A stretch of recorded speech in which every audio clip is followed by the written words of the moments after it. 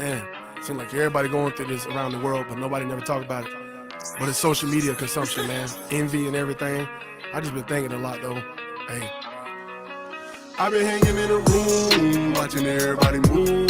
Instagram and YouTube, scrolling on Facebook news. I got Christ on my side, how to work and I lose. Got me saying to my God, please remember me too. Some earlier on, they get a house and a dog, they get the wife in the home. Sometimes I think about this and I'm just letting you know. Some of the people I met before, they getting married, but they ain't even really. Yo, welcome. Welcome to Late Night Freedom Stream. It's you boys. So, got Mark back. Again. I'm back. So we're going to tie up some loose ends from last week real quick. If y'all didn't catch last week's episode, it was wild. I was beefing with my local ops. Half kidding. Well, anyways, we did an episode on them and we name dropped them and we got one of them to come on stream and talk to us. And I do want to talk about that interview a little bit because honestly, my best case scenario with last week's episode, I did not see either of them coming on stream to interview, and because of Leighton's wizardry, that happened. But I was kind of flustered, so I didn't ask very many good questions. And really, the question that I regret not getting into the most, because on playback, I realized that he actually would have hung out and talked longer than I thought he would. I was kind of just trying to get something interesting before he left. But I really wish that I would have asked him what led him to turn away from Christianity, because I've heard him make comments in the past that he used to be a Christian, so that would have been a really interesting thing for us to talk about, referring to Johan Collins, of course. And then after the stream, Kevin Dunn, both of them started messaging Leighton, and Johan was pulling up Leighton's past and trying to shame him and make him feel bad for hanging out with us. And then Kevin was threatening him, saying that he was going to sue the show. I want to fucking show these, okay? The fucking Kevin Dunn one. So obviously I just sent the link, gaslit him into trying to join. And he said, yeah, I'm smart. Well, the day after he says, yeah, I'm smarter than that. I did, however, send the YouTube link to my attorney. Slander isn't a good thing these days. A lot of lies were told in there that are backed by actual documentation that what was said isn't what happened. And he gives us, we're going to state this just because he's refusing to join stream. So 1, I didn't start the GoFundMe. The previous owner did. 2, I didn't get all the GoFundMe. The previous owner did. I only got enough to pay 2 months rent out of 9 months downtime. The other 7 months, I paid $49,000 myself, plus spent $350,000 renovating. 3, I didn't sell the Outland. I let someone else take over my lease, which is kind of the same. We've been there. We've addressed that point. He's rehashing shit. We shouldn't even dwell on this too long, honestly, because it's. But go ahead. All I want to say is, Kevin, do it. Fucking serious.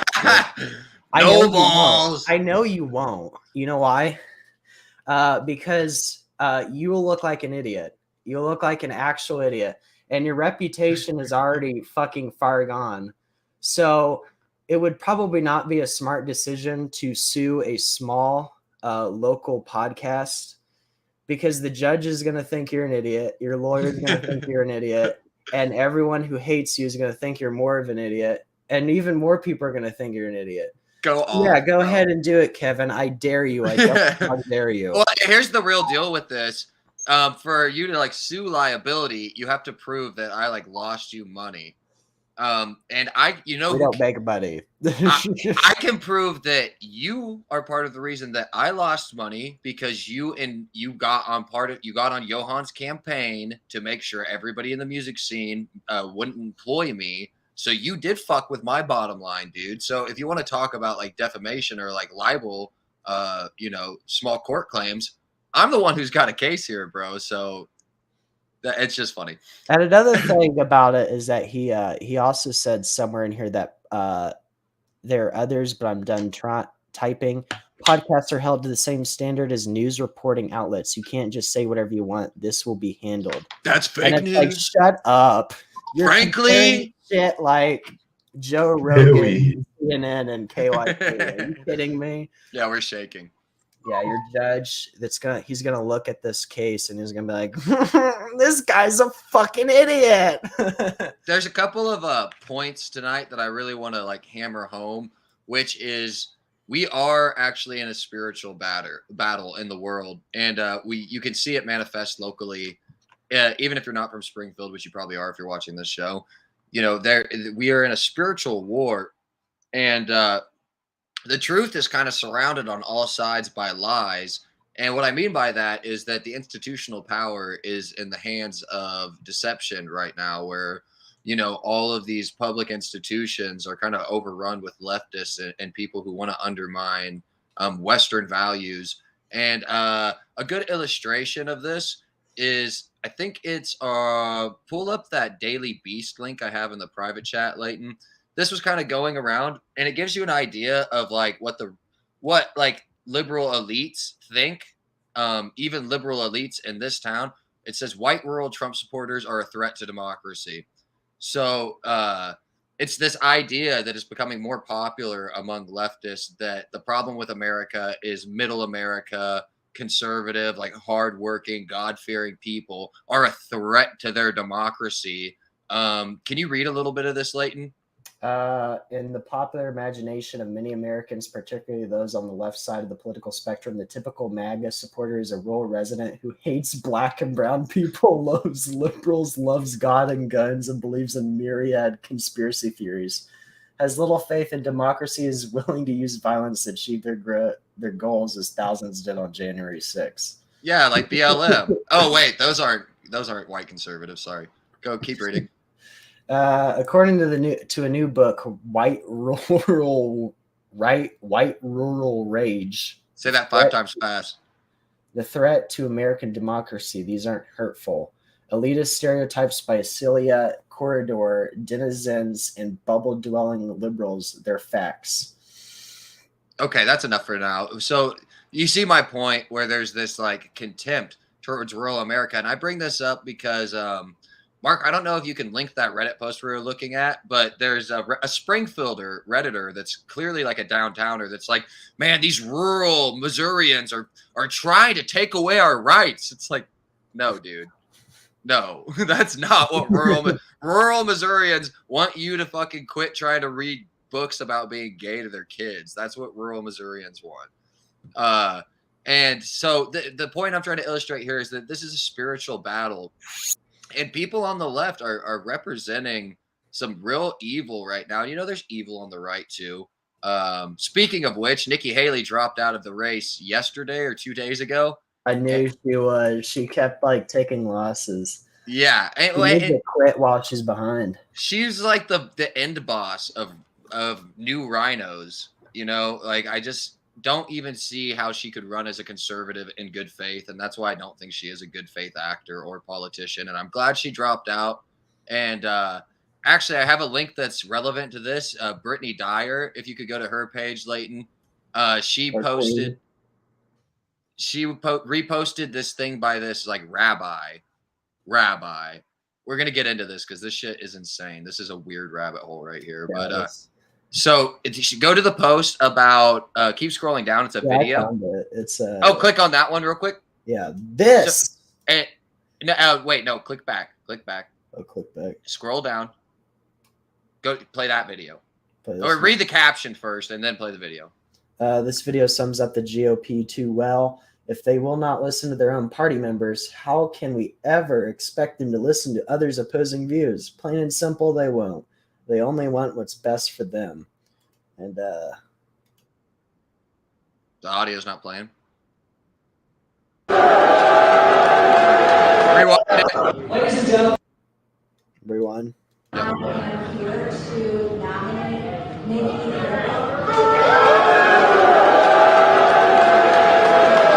Ladies and gentlemen, please, the lady is speaking. Let's afford her the decorum that we all should. All right?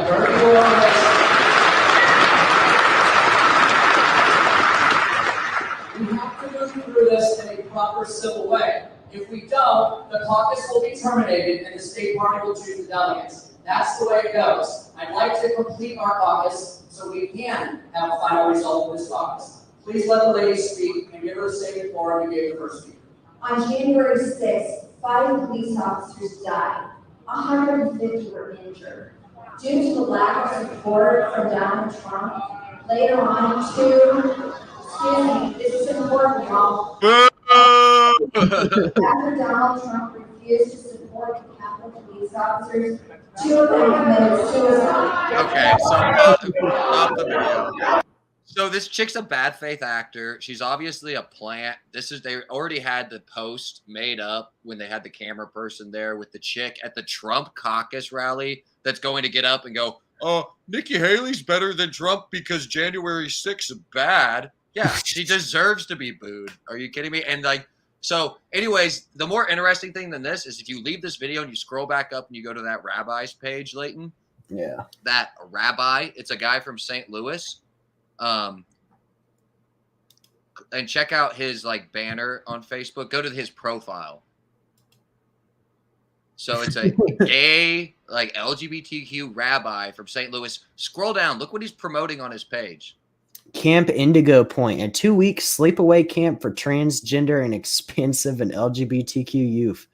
Oh, if you didn't get touched by your camp counselor, I would tell you this. Is there a hot tub?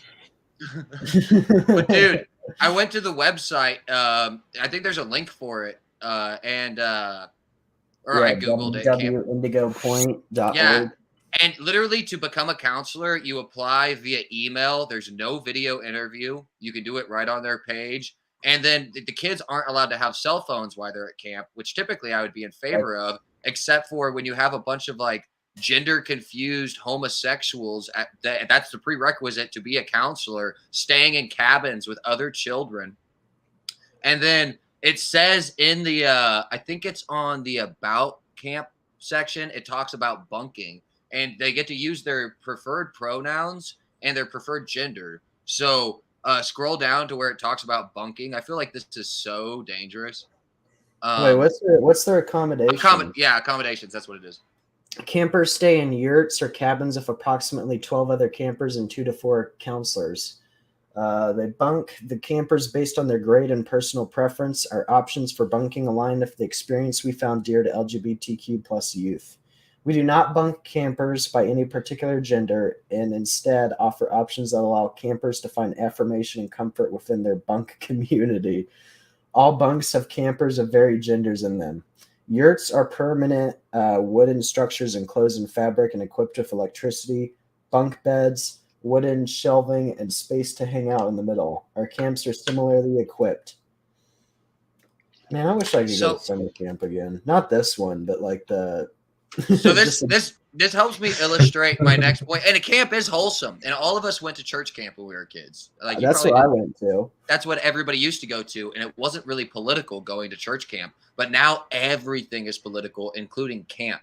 And if you can't just go to church camp, your leftist parents, activist parents have to send you to the LGBTQ non-gender camp, And so that is my next point, is that everything is political.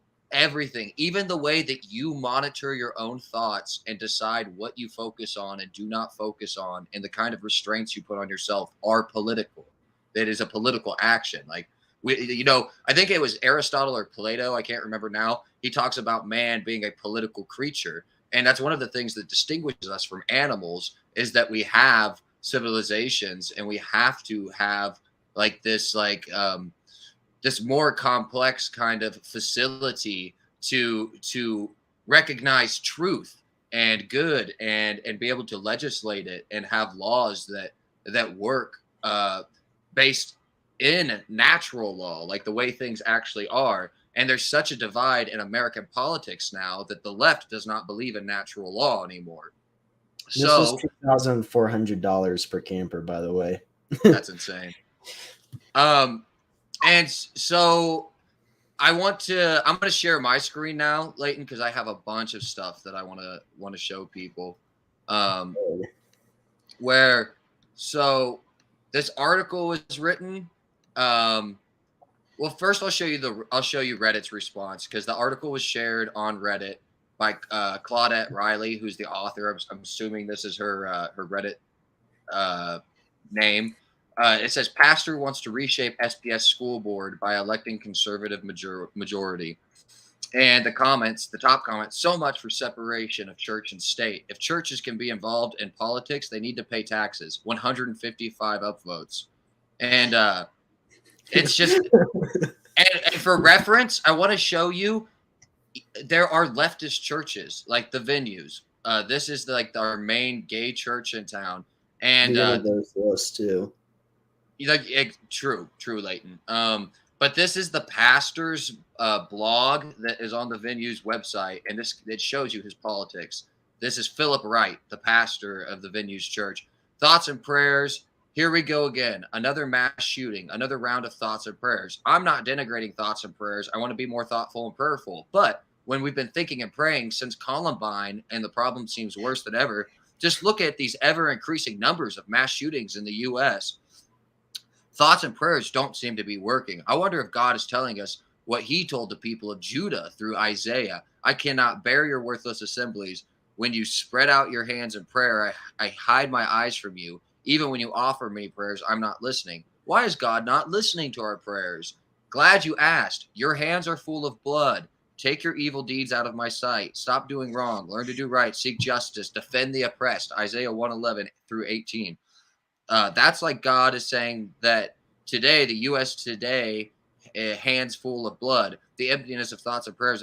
So he's calling for action in this last sentence here. He says, Father Rohr, which he's referring to like the famous Universalist pastor, Richard Rohr, who is a heretic, says the most important word in the name is neither action or contemplation, but and it takes both. Let's do both. And we all know what kind of action he's talking about here. Like, ban assault weapons, ban guns. That's what he's talking about here. Mark, do you want to comment on that? Because there's a lot of scriptural references he's kind of twisting there. I mean, and just the whole subversive nihilism that's like the undertone of it all. It's like, oh, your thoughts and prayers actually aren't working because you're right wing. It's like the idea that that's how God listens to us. It's like that's not something an actual Christian believes. I really think these people don't believe in God, and if you pressed them on it, they probably would, give you some kind of workaround of oh, well, God exists in my mind or something. It's like, I feel like they're so modernized that many of them are kind of just using a cultural Christianity to be a foundation for their leftist ideas, but it doesn't work because it's incompatible. Right. And it's like a shield. The way that they try to use intersectionality as a shield, they appeal to it the way that they appeal to science. They say, actually, we're the real Christians, and we're the real loving ones, and we're the real accepting ones. And it's political in its nature. And that's the point I'm really trying to drive home here, is that you cannot escape politics. And it is the job of the church to be involved in local elections. And so this hit piece, I'm going to pull back up, because this man, Calvin Morrow, is doing really good work in town. And you can tell that he's being effective because he's being smeared by the leftist rag, which is the Springfield News-Leader. Fortunately, Claudette Riley or whoever thinks that this article is so important that they share it on AOL for free. Otherwise, you'd have to go behind a paywall on Springfield News-Leader. But mind you, the only reason I'm aware of this article is because one of my friends who watches the show reached out and said it was the front page of the paper version of the Springfield News-Leader. Front page story right here. Concerned pastor wants to reshape SPS school board by electing conservative majority. It goes on. It says, a coalition of conservative Christian pastors are working to reshape the Springfield school board and elect a trio of candidates that they say align with their biblical worldview. Members of the concerned pastors of the greater Springfield area appeared on KWTO radio show Wednesday to discuss what they believed was at stake with the April 2nd election. When voters will select 3 of 7 school board candidates, there's 3 chairs open, so we're trying to get 3 conservatives in there. That's what we need in the school board. They urge support for candidates Chad Rollins, Landon McCarter, and incumbent Miriam Mama, I'm not even going to try to say her last name. I'm sorry, Miriam. She's awesome. She's badass. I will vote for her. Noting they represent our values. Whether we win or lose this battle before us with the school board, it will be because the church did or did not get involved, said Calvin Morrow, which is absolutely true. He goes on, what says, who is also executive director of Christians Uniting for Political Change and part of the Back on Track America PAC. It is really that simple. 3 candidates backed by the groups Morrow is part of are currently on the board. Miriam, Kelly Byron, and Steve Makoski. If the candidates supported by those groups are elected or reelected, they will make up a clear majority, which would be awesome, and we would be really good for the students of Springfield. It says, Calvin says, the pulpit is probably the last place where we can get our message out. Morrow rose to prominence locally across Missouri as the spokesperson for a successful campaign to remove sexual orientation and gender identity from Springfield's non-discriminance ordinance called SOGI. In recent elections, the groups Morrow is part of have opposed critical race theory, the use of restorative justice in school discipline, policies that speak to the rights and protections of LGBTQ students and employees, and efforts to address diversity, equity, and inclusion. And this language is just like leftist, like gobbledygook, you know? And it's funny because this is like a veiled criticism, like, oh, he's against critical race theory. Like, she might as well just come out and call him Uncle Tom. Like, oh, he's like, she, like, you know what I mean? Like, this is like bad that he doesn't want critical race theory and restorative justice. But this is a black man we're talking about. Like, he knows how destructive and toxic and how these ideologies are truly Marxist ideologies. They don't benefit anybody, especially not black people. You know, that's why he's standing against this stuff, is because he's a smart guy. In recent elections, they have advocated for expanded parental rights, especially in the area of curriculum, and have raised concerns along with others about school discipline and student achievement. Morrow said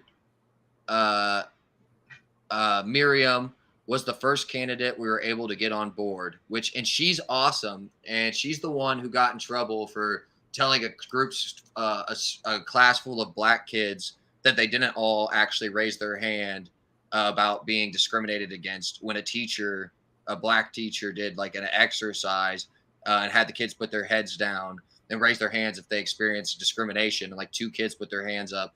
And when they put their heads up, the teacher had said, oh, every one of you has experienced discrimination. And Miriam was observing in the back of the classroom and chimed in and said, actually, no. And this Marxist, this black woman that's on the school board now, they had like a 4-hour meeting that was like this, like, to get her removed as the president of the school board because of this incident. And what is that chick's name? It's escaping me now. The black school board chick, the really, really radical leftist one that goes to like the gay pride stuff. We talked about her a while ago. Yeah. Dude, we need to get Queen City Watchdog back on soon. Will you message him for me, Leighton? Yeah, I'll message him. Literally, like, if you'll message him, and I was looking at his page today, and Claudette Riley actually on Twitter, she was posting about how the 7 candidates are answering questions. I think it was yesterday, and there was a live stream of it. I want to go over the live stream with Queen City Watchdog on like the next episode or as soon as we can do that, because I feel like that would be very informative. But I didn't have time to watch it. I literally just discovered that happened today. So, you know, they're trying to smear Calvin, and what he's doing is such a good thing. And I really value it. And I hope that the churches are successful in activating and going to the polls, because we lost the school board as like conservatives. You know, people say the school board's not a political battle, but my message this episode, we're in a spiritual war. Everything is political, especially like the school boards, because we have to win back the institutions.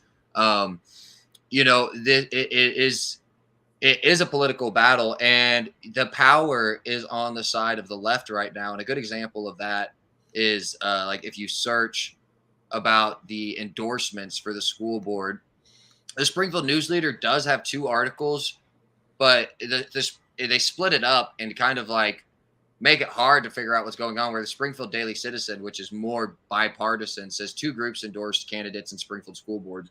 But the one that you see first from Springfield News-Leader is the 3 Springfield school board candidates endorsed by MSTA, which MSTA is Missouri State Teachers Association. And MSU is such a liberal, like hive mind. Like it really is. Mark, I don't know if you can like speak to that at all with like the experience of like your wife. Does she goes to MSU, doesn't she? I mean, yeah, a little bit. I can't get into like too many details, but just what she's subjected to going through like an art program is pretty insane, because it is all political. Like you can't escape it, even when you're being taught to do education and it's just an art degree. It's just they make it about being gay or being black or being, you know, just inclusive, diversity, all these things that they act like you can't argue with, or if you do argue with them, you're going to seem like you're an insane person, when it's like they're getting you to accept a lot more with what they put on the surface of those ideas. It's a lot more subversive than you think.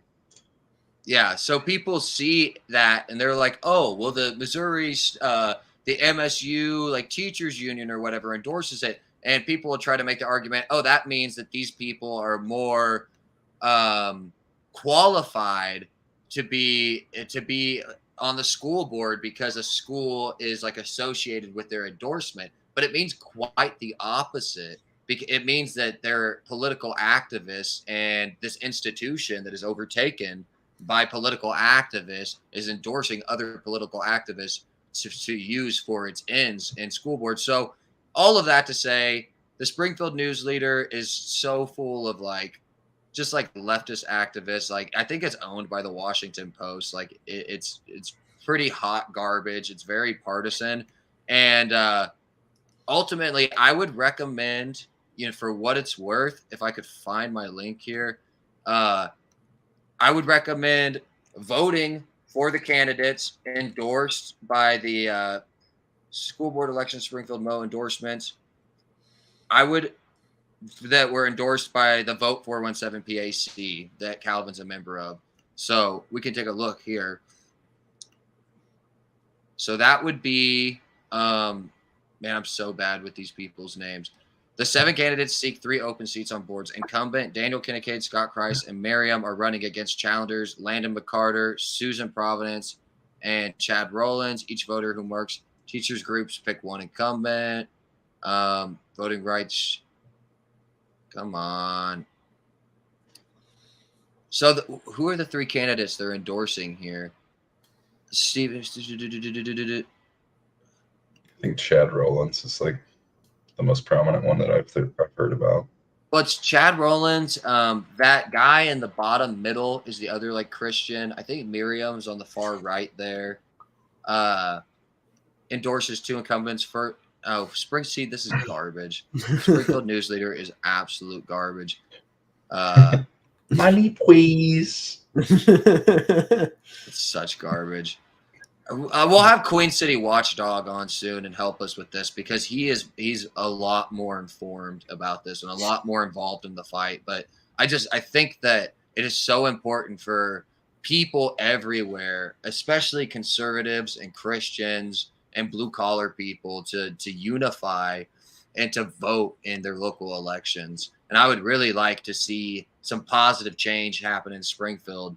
And, you know, if I can get information to any one person who wasn't aware of this stuff and they vote, you know, I feel like that's a win, because this is a big deal and it's not really talked about. And it's a very exciting cultural battleground. Like it's starting to really heat up. And last year it got really, really intense before the elections. And these institutions and papers like the Springfield News-Leader are everybody is gearing up to like go to war. You know, that's why they're writing these hit pieces. That's the coverage is ramping up. It's a very important issue for everybody to keep their eyes on as far as local politics goes.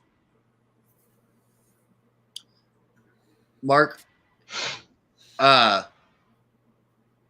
with the whole idea of like, I don't know, can you speak to like politics kind of being unavoidable like everywhere? Well, I mean, it's kind of like just that theology from that leftist pastor you were just reading. What is he saying? That your theology has to inform your political decisions, and that you have to take action because of that. It's just he's doing it in the totally wrong way. Does this guy think that every child in the womb is created by God, even though that's what the Bible says, that he knit them together in the womb? It's like, is he going to believe that? Is he going to let his theology inform his political decision and take action? But it's funny that they say that it's wrong for right-wing people to do it. If right-wing people, pastors, endorse a political candidate, oh, that's bad. That church should be paying taxes. But then they can do it for leftists all the time if they put that spin on it. It's just kind of funny. Right. Yeah. And me and Mark kind of realized this week, just like simultaneously, that Reddit is a really good place to keep your finger on the pulse of crazy leftists in town. Can we, Leighton, can we doom scroll Reddit / Springfield, Missouri a little bit? I was just on it, like doom scrolling it. Let me look at it. There we go. Yeah, we got Calvin, Live Green, your old man, Mark says, I don't know what he's referring to. He says a commentator on 104.1 used to call it the fish wrapper. That's probably an older comment. I haven't been keeping up with the comments. The fish wrapper. When did he comment that? Dang. this guy needs to get a new haircut. I'm just saying. Rape section senator says forced birth can be the greatest heal. See, like how inflammatory these headlines are on Reddit, though. It's just like, tell me what your politics are without telling me what your politics are. Yeah, just fucking rage. Tax the church down. Josh Hawley voting against interracial and same-sex marriages. There's no fucking way that Josh Hawley. That's so crazy. There's no fucking way. Josh Hawley it would never vote against interracial marriage. Are you out of your mind? What is that? Go back to that. Josh Hawley.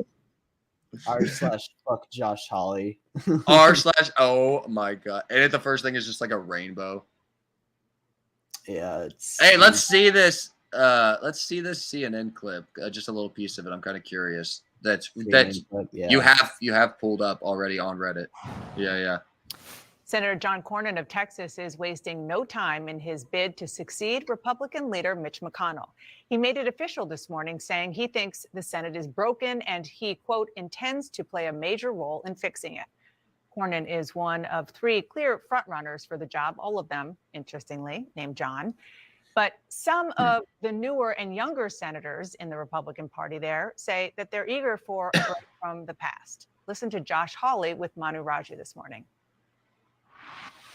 How much do you want to see a break from Mitch McConnell? Total. Holy shit, that guy needs to stop smoking. Well, it means an end to the machine politics that have dominated the Senate in his tenure. It means an end to the corporate money that he has turned on like a geyser that has flowed into the Senate, that's flowed into, frankly, the Republican Party. Joining me now. Pause. All of this. See, like, why do they hate Hawley so much? That what he said is awesome. And Mitch McConnell, since when are they defending Mitch McConnell? I guess because he's that obvious of a rhino that they're gonna like run cover for him. You remember the clip just like a couple months ago of him like having like a mental break on stage and like turtling and like. Did y'all see that? What, the Mitch McConnell like freezing up and like yeah, I remember that. That happened like twice. It's the question that they ask him is, "Are you going to run for re-election?" His brain in a world full of Hollies, be a Ketanji Jackson, bro. What I can't. What the fuck? That's so, and I love how this is like their own against Josh Hawley. Is that he like showed, what is the word? Like he like showed solidarity with J6 protesters because the election was stolen, and he showed solidarity with them, and then they spliced that with a clip of him running out the Capitol later, as in, oh, this guy's fake, he's a coward. But the Capitol Police were telling people what to do. You know, they were probably like run out of the Capitol that way. Like, who cares? It's a nothing burger, and that's all they have, and they won't let it go. And that was like 3-4 years ago now. That's all you have on Josh Hawley. He's an amazing senator, and I feel like he represents me so well as a Missourian because he's like based in biblical values. He talks about like traditional masculinity and like presents that. And I love Josh Hawley. I don't get it. Like, he's exposed the corruption in the FBI and questioned them in Senate hearings and stuff. Like, he's cool.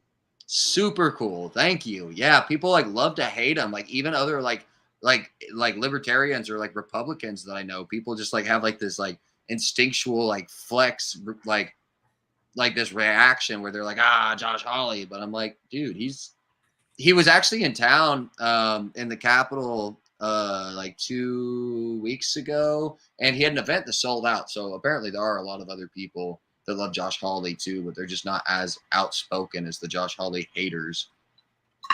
Yeah. I saw this post on Reddit too. There's some potential threats against Pride Fest. This is like a year ago, but he said, my friends have heard of some extremists making plans on disguising themselves as security and other protective people at the Pride Fest this coming weekend with the intent of opening fire on the crowd. Oh my God. That definitely happened.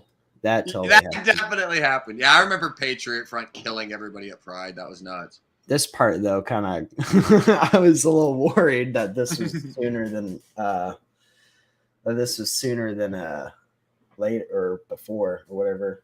I'm having a fucking Joe Biden aneurysm right now. Yeah. Are you Mitch McConnell right now, dude?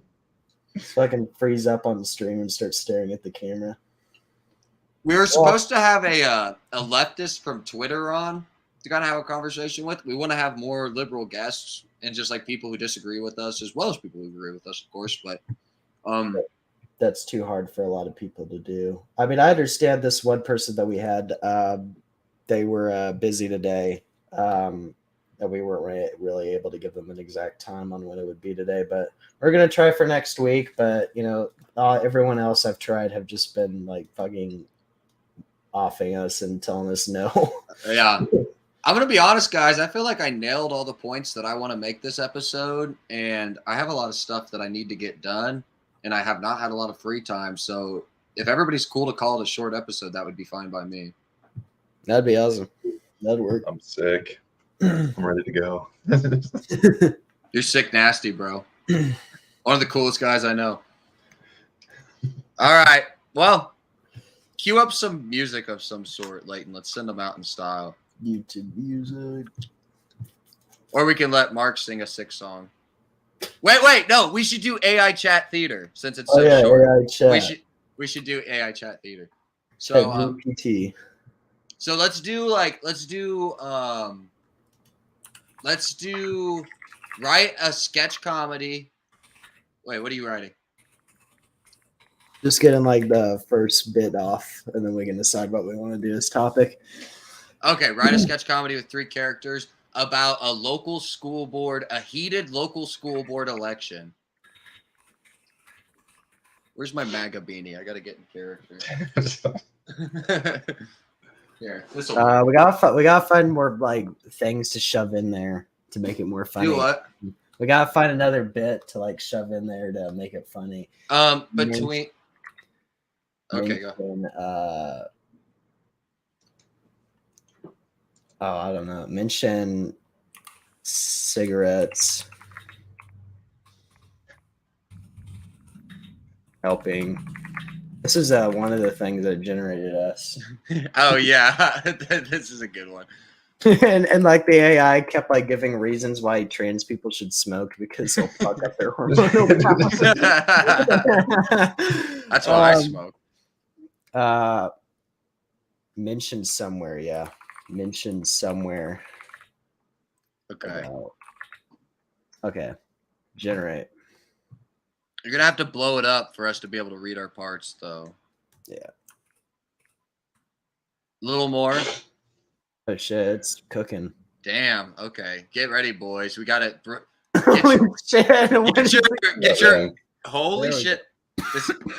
Okay, I'll set it up. The Great School Board Showdown. Characters: Mayor Johnson, a pompous, self-absorbed politician running for re-election to the school board.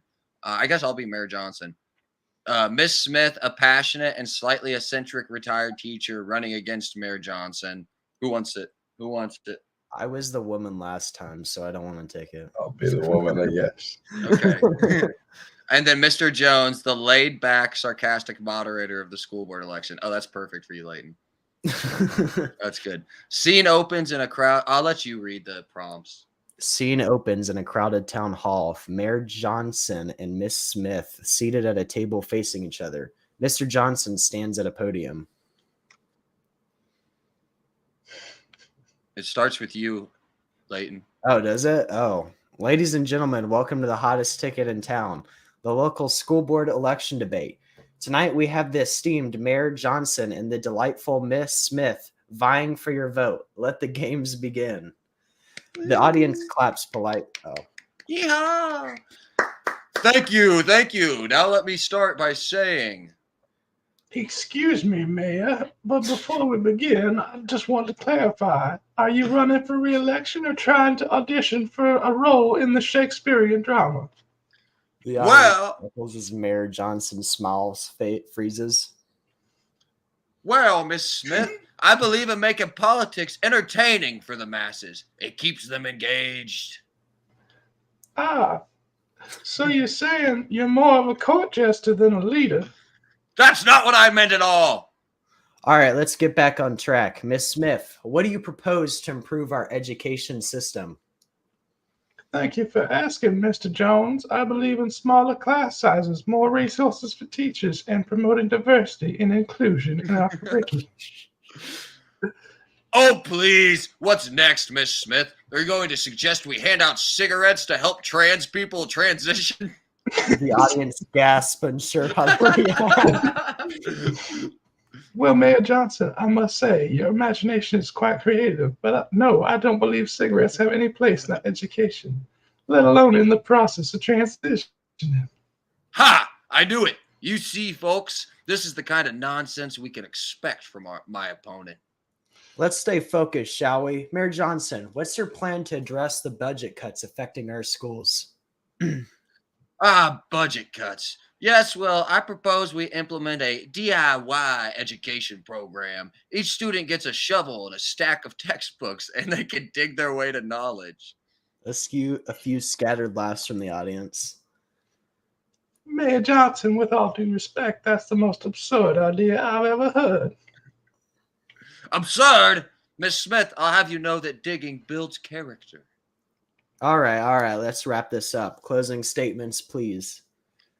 In conclusion, vote for me, and together we'll dig our way to a brighter future.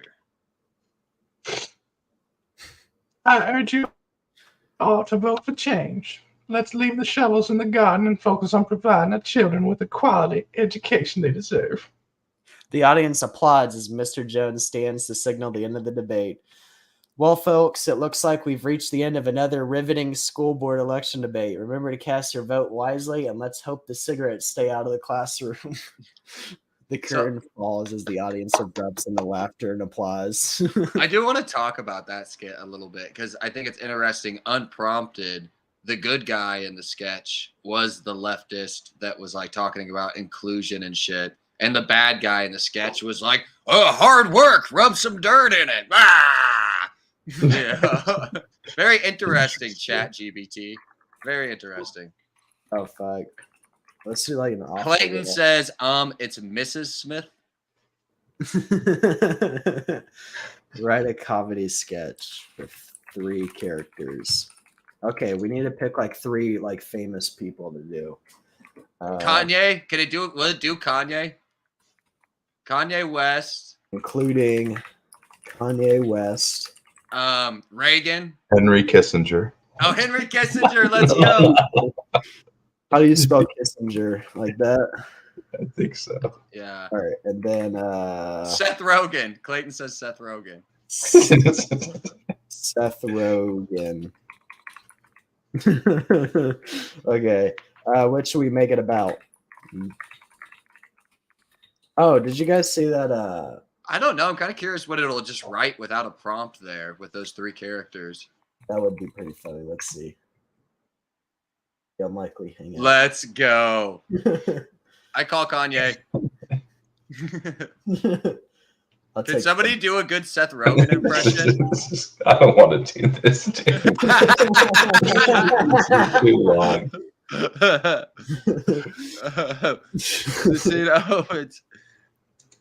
Oh, fine. Okay, well, we'll read this later.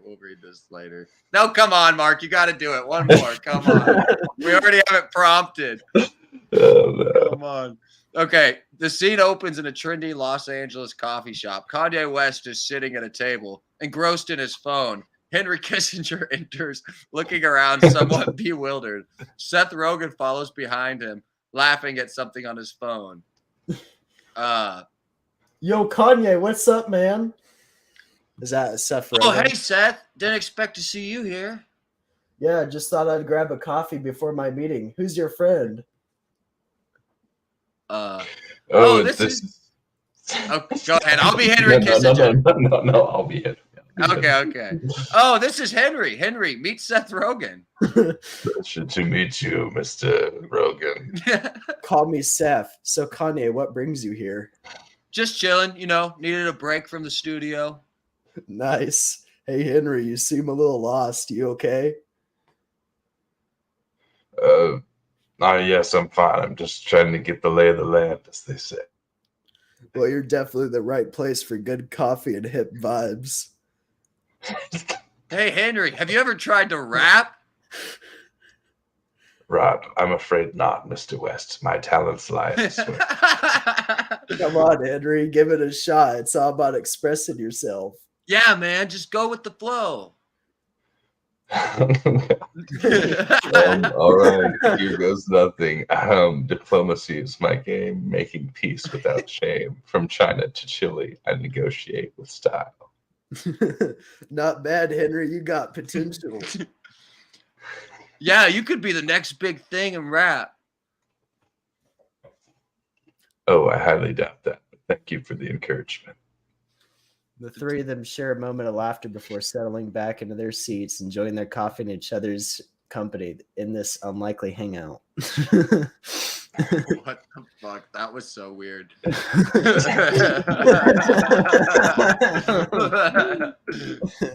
We got image generation too at our disposal. We can create a funny image. Henry, let's make a fucking image for that. Type in AOC flying F-16. AOC 16. What is this? This is not what I asked for. Yeah, try again. Oh, fuck you. Recipes. A Latino woman with bright red lipstick flying an F-16. She is also wearing a dress. I wonder if there's Omega. I just said a Latino woman, so I spelled that wrong. We can speed her up. Dude, Mark, my one of my bosses, like my coach at the gym. Oh wow. The big booty Latina. AOC. It's AOC. It actually looks like almost exactly like her. Hold on. Yeah, if AOC was like hot. AOC. And a cartoon, so not hot. I don't know. But I'm like on the backup list, so I'm not sure if I'm gonna work it or not. But Kansas is at the Galois Friday. Nice. I know. That'd be so cool to see. I know Carrie's not in it anymore, but hey, I put a song for the outro in the private chat, Leighton. Alrighty. Let me pull this up. Kanye West. Actually, there's one last thing I wanted to show, and it's kind of funny. So you guys know how the right has like Pepe the Frog, and Hey, thanks for spoiling my outro song, by the way, you dick. The fuck? Anyways, you know how the right kind of has like Pepe the Frog, and they've like adopted him as like their symbol. Well, Biden has adopted. Oh no. Pepe the Frog has been used by white supremacists and racists for years. Finally, we have a symbol for better future. Biden Bear. And for people who don't know, that's Pedo Bear, which is like a pedophilic bear meme. I don't even know I don't know the origins. This is definitely a 4chan op. Like, yeah. It's like this thing being white supremacy, you know what I mean? But Pedo Bear, I think it's like an old like 2009 meme. Yeah, let's get the know your meme gist of it. Yeah. Yeah, here he is. Hey, let's go watch the video. Go up to the video. That guy, he's got a lab coat on. He looks like he knows what he's talking about. He knows his memes, dude. When thinking about cartoon bears, certain descriptors usually come to one's mind. Cute, cuddly, and adorable, just to name a few. However, thanks to the internet, we can now add one more item to that list. Pedophilia. Yeah, we got this. It originated as Pedo Bear, was once known as Kumar or Kuma on the Japanese image board 2channel. It originated as an ASCII art image created by Buru-san. 2chan, yeah. Appearance dating back to February of 2003. The character was used simply to signal trolling on the image board. The image evolved into the character we now know as Pedo Bear when it reached 2chan's English counterpart 4chan in 2004. While the origin's backstory is murky, various rumors point to a forum game known as Osaka Phone Threads, in which users create a conversation log by using ASCII characters.